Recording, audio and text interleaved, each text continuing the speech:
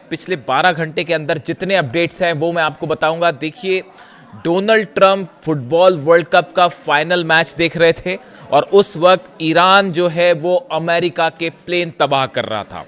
देखिए, जो खबर सामने आई है, ईरान की तरफ से बहुत बड़ा हमला हुआ है जॉर्डन के ऊपर और अब उसकी तस्वीरें सामने आनी शुरू हो गई है। पहले ईरान का जो दावा है उसकी चर्चा करना बेहद जरूरी है।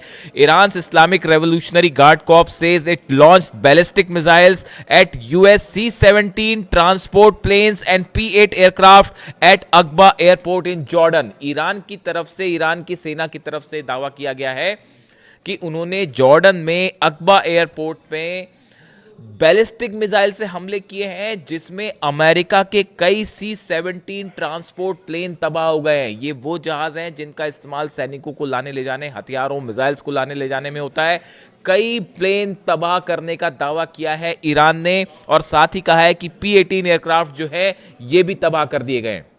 देखिए, ये पहली बार जब हमला हुआ था तब भी हमने ये बात कही थी कि हैंगर्स पे हमले हुए हैं, कई सैनिकों की मौत हुई है और अल्टीमेटली वो खबर, वो दावे सच साबित हुए। अमेरिकी सैनिकों की मौत भी हुई, बात कबूल कर ली अमेरिका ने, सेंटकॉम ने, और कई सैनिक घायल हुए हैं। उनके एग्जैक्ट नंबर्स अभी सामने आने बाकी हैं, ये नंबर्स कहीं ज्यादा हो सकते हैं। और जो प्लेन्स तबाह हुए हैं इनकी जानकारी भी आगे निकल के आएगी। बताया जा रहा था पहले कि F-18 का हैंगर तबाह किया गया है और अब जो जानकारी है उसके मुताबिक बैलिस्टिक मिसाइल से C-17 ट्रांसपोर्ट प्लेन्स और P-8 एयरक्राफ्ट जो है इनके हैंगर पर हमला करके इन्हें तबाह कर दिया गया है। ईरान का दावा है बड़ी संख्या में अमेरिका के जेट तबाह हुए हैं। ये सब कुछ कब हो रहा है? जब Donald Trump world cup football का मैच देख रहे थे। ठीक है, अब इसके अलावा आगे बढ़ते हैं। देखिए, IRGC also said it destroyed 20 hangars used by US forces at the Muwaffaq Salti और अल अजराक एयरबेस। ईरान की तरफ से कहा गया है कि जॉर्डन में 20 हैंगर्स ऐसे तबाह किए गए हैं जिनका इस्तेमाल अमेरिकी सेना के अधिकारी और अमेरिकी सैनिक कर रहे थे। यहाँ इनका इस्तेमाल हथियार रखने में हो रहा था, इनका इस्तेमाल जो है वॉर से जुड़े सामान उनमें रखने में हो रहा था। एक जो है फ्यूल डिपो को भी जॉर्डन में निशाना बनाया गया है और इसकी तस्वीरें सामने हैं, भयंकर आग लगी दिखाई दे रही है। देखिए, ये वो दावे हैं जो जिनकी पुष्टि होने में थोड़ा सा वक्त लगेगा, लेकिन ये जो स्ट्राइक है ये ऐसा बताया जा रहा है, जो मेरे सूत्रों से जो जानकारी है, कि ये ईरान की अब तक की सबसे बड़ी स्ट्राइक है। देखिए, जिस तरह से ईरान पर हमले हुए पिछले 3 दिनों के अंदर, उसके बाद ईरान में अब जो IRGC है, ईरान की सेना ने एक आर पार की जंग का मूड बना लिया है कि अब जंग रोकी नहीं जाएगी, सीधा जो है वो जवाब दिया जाएगा और हर हमले का करारा जवाब। आप देखिए, अभी तक अमेरिका की तरफ से जो हमले हुए उसके चंद मिनटों के अंदर ही ईरान ने उससे बड़े हमले किए। देखिए, बड़ी स्ट्राइक्स हो रही हैं अमेरिका की तरफ से ईरान में, और अभी भी इस वक्त जब मैं आपसे बात कर रहा हूं उस वक्त भी हमले जारी हैं। अमेरिका की तरफ से जो लेटेस्ट 9वीं रात थी बीती जिस पर हमले किए गए ईरान के ऊपर, the US military says it has completed it's 9th consecutive night of strikes against Iran, targeting command centres, air defence sites, maritime assets, missile facilities and communication network. America का कहना है हमने 9वीं रात लगातार ईरान पर हमले किए हैं और command centre, air defence sites, maritime assets, missile facility जो हैं, कम्युनिकेशन नेटवर्क ईरान के, इन पर हमले किए गए। केशम आइलैंड पर हमले की खबरें हैं, बंदर अब्बास पे हैं। देखिए, अमेरिका के जो हमले हो रहे हैं ये 2 तरह के हमले हैं, मैं बार बार इसका जिक्र कर रहा हूं। एक तो ईरान की सेना को जो हॉर्मुज के आइलैंड्स हैं इनसे कम्युनिकेशन और संपर्क तोड़ने की कोशिश है, इससे रोड पुल ये तोड़ने की कोशिश है, ताकि अगर ग्राउंड ऑपरेशन होता है तो ईरान मेन लैंड से मदद ना कर पाए। इस तरह की कोशिश है, ये हमलों से बात जाहिर है।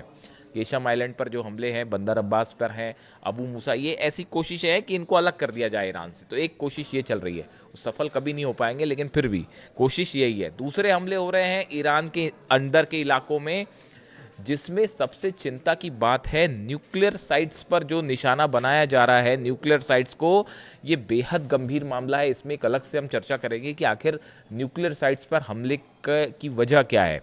देखिए, खुजिस्तान में दारकोबिन जो न्यूक्लियर प्लांट है, इस पर कम हमला किया गया। ये वो प्लांट है जो अभी पूरा बना भी नहीं था। ईरान का कहना ऐसा है यहाँ पर अभी न्यूक्लियर प्रोडक्शन, पावर प्रोडक्शन यहाँ पर शुरू नहीं हुआ था, ये अभी आधा लगभग कंस्ट्रक्ट हुआ था, लेकिन उसके बावजूद यहाँ पर हमले किए गए, इसके कोर एरिया को भी हिट किया गया। हालांकि ईरान की तरफ से कहा गया कि यहाँ पे अभी जो है किसी तरह का सेंट्रीफ्यूजेस नहीं थे और यहाँ पे कोई पावर प्रोडक्शन नहीं हो रहा था, क्योंकि ये आधा बना हुआ था, लेकिन न्यूक्लियर पावर प्लांट तो था।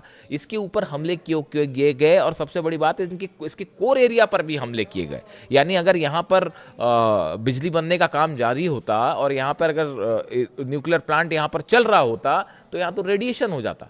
तो आखिर ये क्या कोशिशें हो रही है, इसको लेकर रूस की तरफ से लगातार वार्निंग आ रही है ईरान को लेकर कि सावधान रहिए और इसकी भी तैयारी रखिए कि कहीं कोई न्यूक्लियर रेडिएशन ना हो जाए। तो इसको लेकर भी जो है लगातार तनाव देखने को मिल रहा है। अब इसी बीच देखिए हॉर्मूज एक बार फिर जल रहा है। हॉर्मूज में ईरान ने 2 टैंकर तबाह कर दिए। अब ये बारूदी सुरंग से जले हैं या ईरान की मिसाइल से जले हैं, ये अभी थोड़ा सा देखने की बात है। लेकिन ईरान की तरफ से जो बात कही गई है वो ये कि 2 जहाज़ों ने हॉर्मूज को पार करने की कोशिश की उस जगह से जहां से ईरान ने बैन कर रखा है रास्ता। ईरान ने कहा आप हमारी जानकारी से पार करेंगे तो ही अलाउ है, लेकिन ये जहाज़ों ने उस जगह से पार करने की कोशिश की जिस पर प्रतिबंध लगा रखा है ईरान ने। नतीजा ये हुआ कि 2 ऑयल टैंकर्स में भयानक धमाके हुए हैं और पूरा हॉर्मूज एक बार फिर जो है धमाकों की आवाज़ से गूंज गया। लगातार ईरान और अमेरिका की फोर्सेस आमने सामने है हॉर्मूज में, और हॉर्मूज में देखिए हालात ऐसे हैं, हॉर्मूज पूरी तरह से बंद है। हॉर्मूज जो है वो क्लोज्ड है, जब तक उसको ईरान खोलेगा नहीं, जब तक आगे क्या होगा पता नहीं, लेकिन फिलहाल हॉर्मूज जो है वो पूरी तरह से बंद है। कोई जहाज़ नहीं निकल पा रहा। ईरान की सेना ने कहा है एक बूंद भी तेल की यहाँ पे जहाज़ की हम नहीं जाने देंगे। और हॉर्मूज को लेकर जो है वो बड़ी जंग की तैयारी भी ईरान ने कर रखी है कि ईरान की नेवी ने कि हो सकता है आने वाले दिनों में यहाँ पे ग्राउंड ऑपरेशन देखने को मिले।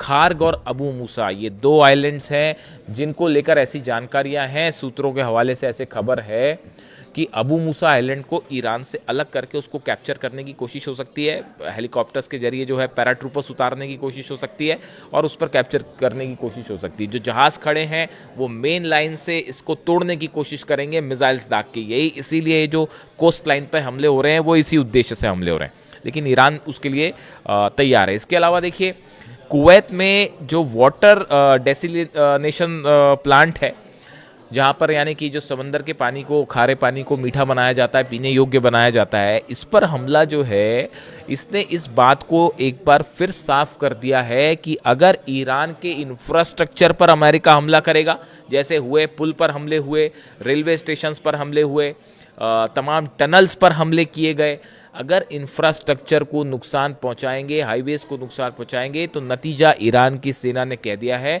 कि उसके बाद अरब देशों में जहां जहां अमेरिका का प्रेजेंस है और जहां जहां अमेरिका बेसेस है, उन देशों का इंफ्रास्ट्रक्चर भी सुरक्षित नहीं रहेगा। चाहे वो यूएई हो, चाहे वो सऊदी हो, चाहे कतर हो, चाहे जॉर्डन हो और बहरीन हो। तो हालात ये हैं कि इन सब देशों में पैनिक वाले हालात हैं। लोगों को ये सलाह दी गई है कि एयरपोर्ट से दूर रहें, कब कौन सा एयरपोर्ट पर निशाना हो जाए। अभी एक खबर चली रही है कि यूएई पे भी एक मिसाइल मार दी गई है, ऐसी खबरें हैं, पुख्ता नहीं आई है अभी, लेकिन ऐसे दावे हो रहे हैं कि यूएई पर भी एक मिसाइल मारी गई है। तो ऐसे हालात में एयरपोर्ट्स निशाने पर हैं, जितनी इंफ्रास्ट्रक्चर हैं अरब देशों के वो निशाने पर हैं। और हालात ये है कि अगर ये जंग यहाँ से, अब डोनाल्ड ट्रंप आखिर चाहते क्या है, देखिए नए F-35 जेट्स भेजे जा रहे हैं, B-2 बॉम्बर्स ईरान के बेहद करीब है। हालांकि ये जो हमला हुआ है खुजिस्तान में दारकोविन न्यूक्लियर प्लांट पर, ये B-2 बॉम्बर से नहीं हुआ। मेरी जानकारी में B-2 बॉम्बर का अभी इस्तेमाल नहीं हुआ है। अभी जो हमले हो रहे हैं फाइटर जेट से हो रहे हैं, टॉमहॉक मिसाइल से हो रहे हैं, अभी B-2 का इस्तेमाल नहीं है। लेकिन B-2 ने टेक ऑफ कर लिया है, अमेरिका से इंग्लैंड पहुंच गए, इंग्लैंड से वो मिडिल ईस्ट के लिए रवाना भी हो गए। क्या वर्ल्ड कप, देखिए पहले भी मैंने इस बात को कहा था, फुटबॉल वर्ल्ड कप के बाद शायद जंग और बड़ी और भीषण हो सकती है, बड़े हमले हो सकते हैं। तो क्या उसकी तैयारी है? यानी अगले चंद घंटे ये बात तय करेंगे कि मामला यहाँ से जंग की तरफ आगे बढ़ रहा है या किसी तरह से फिर बातचीत वाली बात जो है अमेरिका की तरफ से की जाए। ईरान का स्टैंड साफ है कि जैसे हमले अमेरिका के होंगे उससे बड़े हमले किए जाएंगे। यानी अब ये B-2 मूवमेंट जो होता है, B-2 बॉम्बर्स का, B-52, B-2, B-1 बॉम्बर्स का, जब देखिए इनका इस्तेमाल होता है तो इनका इस्तेमाल बड़े हमलों के लिए किया जाता है, बंकर बस्टर बॉम्ब्स के लिए किया जाता है। अब गौर करने वाली बात है कि अभी फोर्दो पे हमला नहीं है, नतांज पे हमला नहीं है, इस्फहान पे हमला नहीं है, जहाँ यूरेनियम होने की संभावना है वहाँ पर हमला नहीं है। हमले कहाँ पे है? दारकोविन में है। हमले कहाँ पे है? बुशर में है। तो अब इसको लेकर भी एक स्ट्रैटेजी समझ में आ रही है अमेरिका की, अमेरिका करना क्या चाह रहा है उस पर हम अलग से बात करेंगे। लेकिन फिलहाल अमेरिका ने एक बार फिर स्ट्राइक की है, जॉर्डन पर ईरान ने हमले किए हैं और अभी तक जंग का सारांश ये है कि ईरान के हमलों से अमेरिका को बड़ा नुकसान हुआ है, जो शायद नहीं सोचा था। अब एक वो मिसाइल वाली खबर और आ गई कि जॉर्डन पर एक मिसाइल दागी थी, उसके कुछ हिस्से टूट के जो है इसराइल की तरफ आने लगे, तो इसराइल ने आयरन डोम फायर किया। यानी इसराइल में भी पैनिक शुरू हो गया है और इसराइल के रक्षा मंत्री जो है इसराइली कार्ड्स वो कह रहे हैं कि साहब जो है अगर अब हमारी तरफ एक भी मिसाइल आई तो हम भी हमला कर देंगे। यानी इसराइल, खबरें हैं ऐसी कि इसराइल और अमेरिका जो है वो मिल के स्ट्राइक कर सकता है अगले 24 घंटे के अंदर, इस तरह की खबरें हैं। इससे जुड़ा जो भी अपडेट होगा, हालात पे नजर है, आप तक फौरन पहुंचाएंगे। Thank you so much.